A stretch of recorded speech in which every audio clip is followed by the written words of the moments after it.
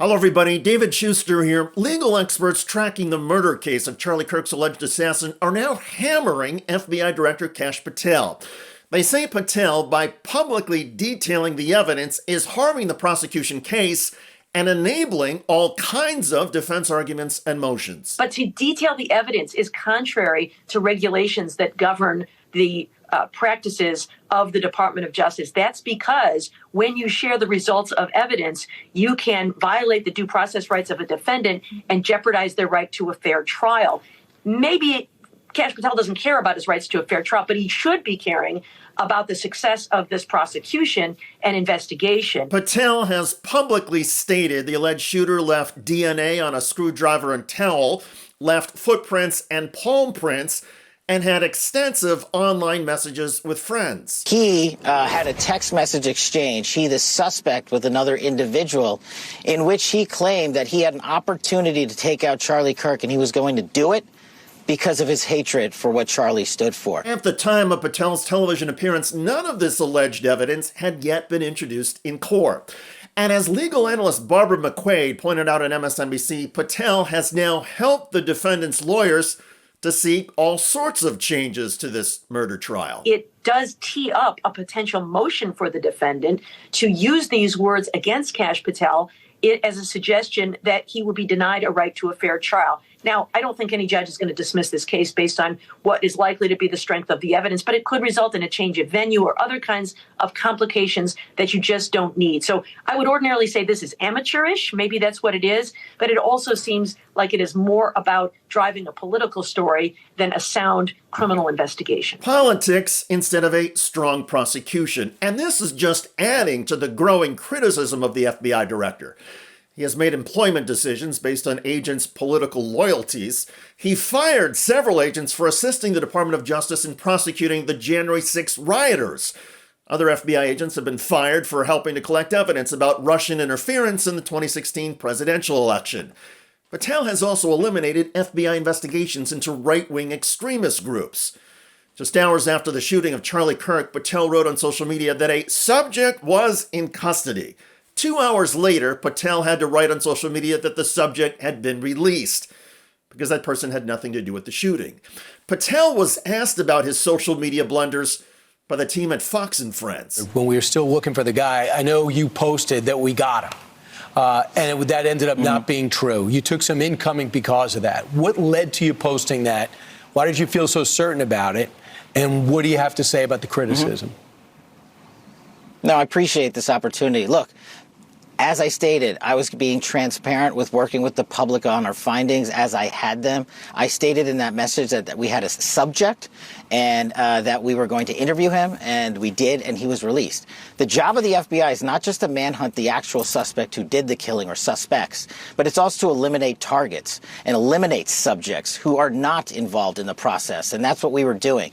Could I have worded it a little better in the heat of the moment? Sure. But do I regret putting it out? Absolutely not. I was telling the world what the FBI was doing as we were doing, and I'm continuing to do that, and I challenge anyone out there to find a director that has been more transparent and more willing to work the media on high-profile cases or any case the FBI is handling than we have been under my leadership. But what Patel calls transparency could also be described as reckless self-promotion.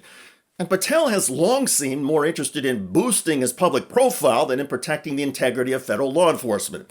And by the way, when the FBI finally got the right guy, they actually didn't. The FBI never caught Charlie Kirk's suspected killer. The suspect's dad and pastor turned him in.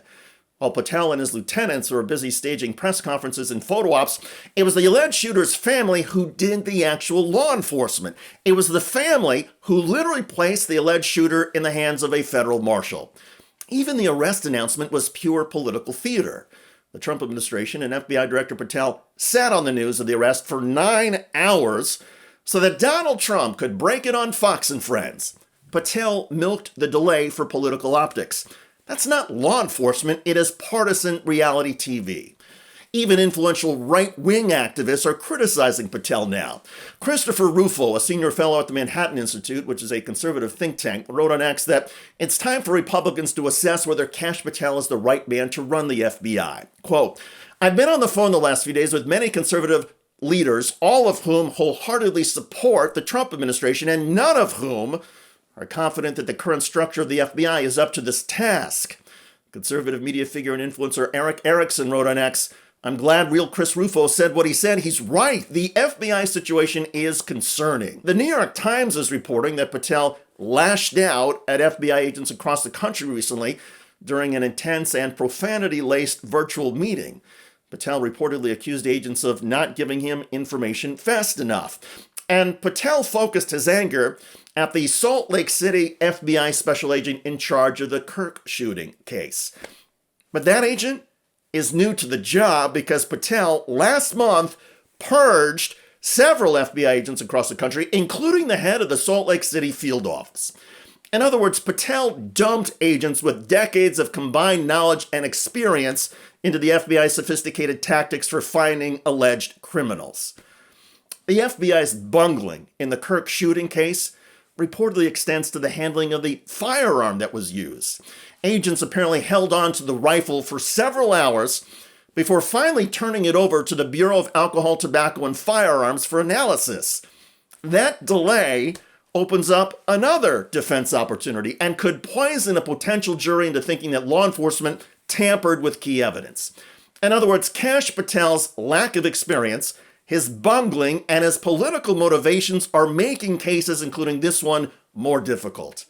An assassination prosecution that should be cut and dry is now complicated.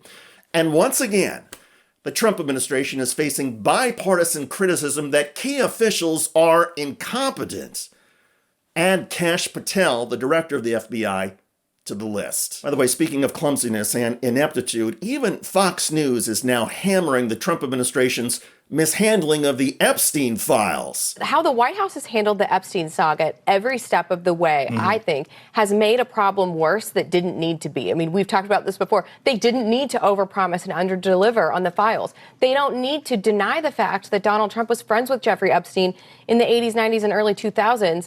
That is part of the public record. The way that they've handled it, though, has made the White House appear guilty. The latest example dissected by Fox News over the weekend involves this.